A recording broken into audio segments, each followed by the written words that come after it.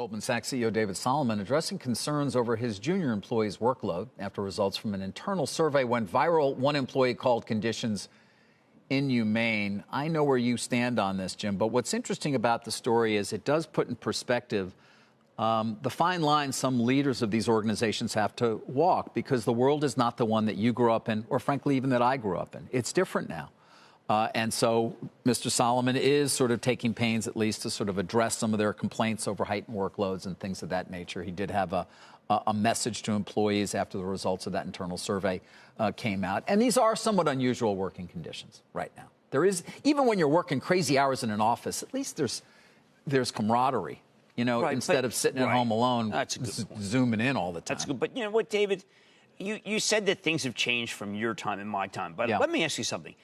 Have the customers changed? I mean, remember, Goldman's customer-centric, or the good firms are always customer-centric. And if they're asking for what I might regard as being something crazy over the weekend on Friday, well, then you have to work.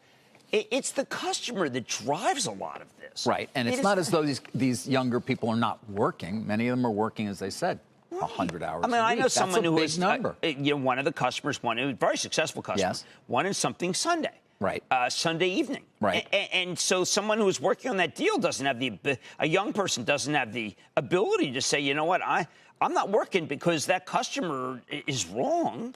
So I think a lot of it's customer driven, and we're leaving that out. And I think that's a shame. I mean, look, yes, during my era, I felt that a lot of it was there were people who, like me, felt that if we trained people so that when the customer called, you would do what they want, then I think that you'd understand it was really about trying to get people to be ready for a customer who is insatiable.